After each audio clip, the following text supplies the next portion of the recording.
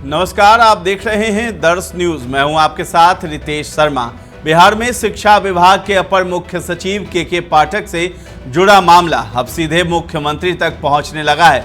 लगातार राजभवन से विवाद जारी होने की वजह से अब यूनिवर्सिटी के शिक्षक वेतन और पेंशन से जुड़ी समस्या के लिए सीधे मुख्यमंत्री नीतीश कुमार से गुहार लगा रहे हैं। हाल में बिहार राज्य विश्वविद्यालयों के शिक्षकों ने वेतन और पेंशन भुगतान में देरी पर निराशा व्यक्त की।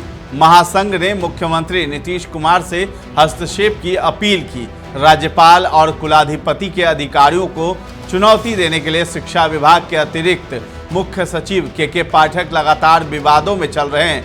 यूनिवर्सिटी के शिक्षक पिछले 3 महीने से वेतन और पेंशन भुगतान का इंतजार कर रहे हैं। बिहार राज्य विश्वविद्यालय शिक्षक महासंघ यानी फुटाब के कार्यकारी अध्यक्ष कन्हैया बहादुर सिन्हा और महासचिव सह विधान पार्षद संजय कुमार सिंह ने मुख्यमंत्री को पत्र लिखकर ये साफ कहा है कि सेवानिवृत्त शिक्षकों और कर्मचारियों सहित उनके आश्रितों को तत्काल भुगतान कराया जाए। ध्यान रहे कि महासंघ ने साफ किया है कि शिक्षा विभाग के अपर मुख्य सचिव के पाठक द्वारा राजभवन के अधिकारियों को लगातार चुनौती दी जा रही है।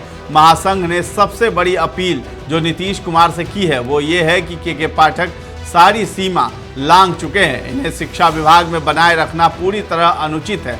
संघ ने इस बात पर जोर भी दिया है कि राज्यपाल हमेशा यूनिवर्सिटी के सर्वोच्च पद पर होते हैं। कुलाधिपति विश्वविद्यालय में किसी भी पाठ्यक्रम को लागू करने के लिए आवश्यक अध्यादेश और विनिमय को भी मंजूरी देते हैं। इसके अतिरिक्त उनके पास निरीक्षण, शैक्षणिक और प्रशासनिक मामलों के संबंध में आदेश जारी करने का अधिकार है। कुल मिलाकर राजभवन से सीधी लड़ाई करने वाले के पाठक के खिलाफ यूनिवर्सिटी के शिक्षकों ने एक फ्रंट खोल दिया है। कहा जा रहा है कि नीतीश कुमार जल्द ही यूनिवर्सिटी के अधिकारियों के पत्र पर कार्रवाई करेंगे। उधर के पाठक ने राज्य निर्वाचन आयोग को पत्र लिखकर बड़ी बात कही है। के पाठक ने कहा है कि शिक्षा विभाग में कार्यरत वैसे कर्मचारी जिन्हें विभाग ने आउटसोर्स किया है वैसे कर्मचारियों को चुनाव कार्य में लगा दिया गया है, जिसकी वजह से शिक्षा विभाग के कार्य में बाधा उत्पन्न हो रही है। के पाठक ने कड़े शब्दों में कहा है कि विभिन्न जिलों में आउटसोर्सिंग के माध्यम से विभाग में काम कर रहे कर्मचारियों को चुनावी ड्यूटी पर लगा दिया गया है। उन्होंने कहा कि इस स्थिति के कारण शिक्षा विभाग की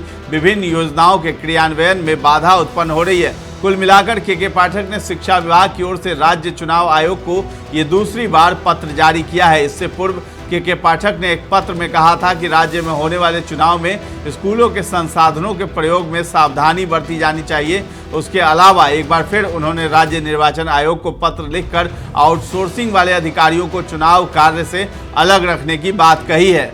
के पाठक ने जिला निर्वाचन अधिकारियों को निर्देश देने का आग्रह करते हुए कहा है कि अपने जिले में उपलब्ध शिक्षकों और विभाग के अस्थायी अधिकारियों और कर्मचारियों की सेवाएं लें, लेकिन आउटसोर्सिंग के माध्यम से रखे गए कर्मचारियों को चुनाव कार्य में शामिल न किया जाए। इस दृष्टिकोण से इन नामित कर्मचारियों के माध्यम से विभागीय कार्य के निष्पादन में सुविधा होगी। अपने पत्र में उन्होंने बताया कि 2019 के लोकसभा और 20 के विधानसभा चुनाव के दौरान करीब 4 लाख शिक्षकों की मदद से चुनाव कार्य संपन्न कराया गया था। राज्य को वर्तमान में चुनाव संबंधी कार्यों के लिए करीब 3.5 लाख कर्मचारियों की आवश्यकता है। शिक्षा विभाग में 3.5 लाख नियोजित शिक्षकों के अलावा पिछले 6 महीनों में बिहार लोक सेवा आयोग द्वारा 1,75,000 शिक्षकों की नियुक्ति की गई है। इन नियुक्त शिक्षकों और आयोग द्वारा चयनित शिक्षकों की सेवाओं का उपयोग करने से जिले के भीतर पर्याप्त कार्यबल सुनिश्चित होगा।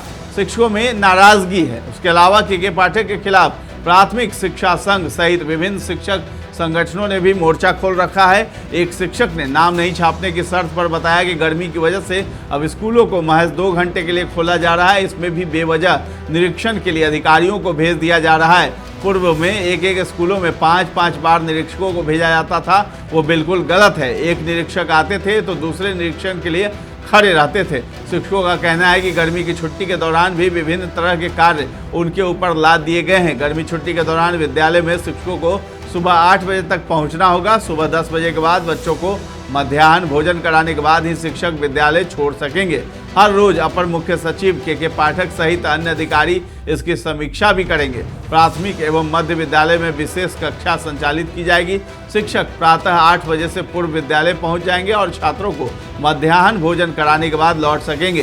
शैक्षणिक सत्र 23-24 में कक्षा 3 से 8 तक मिशन दक्ष के लिए चिन्हित सभी छात्रों के लिए विशेष मिशन दक्ष कक्षा संचालित की जाएगी। वार्षिक परीक्षा में जिन छात्रों को ग्रेड डी एवं ई प्राप्त हुआ है उन बच्चों को इस विशेष कक्षा में पढ़ाया जाएगा। तो के पाठक फरमान पे फरमान निकालते हैं और चुनाव आयोग के खिलाफ भी पत्र जारी कर दिया है। उसके साथ ही साथ जो है राजभवन से भी तकरार बढ़ रही है।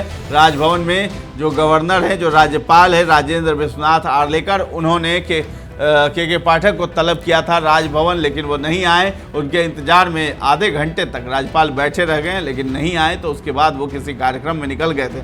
तो के पाठक से काफ़ी ज़्यादा लोग नाराज़ हैं। के पाठक को लेकर आपका क्या कहना है, कमेंट में जाकर हमें बता सकते हैं। फिलहाल इस खबर में इतना ही। दर्श न्यूज़ के साथ बने रहें और सब्सक्राइब कर लें। धन्यवाद।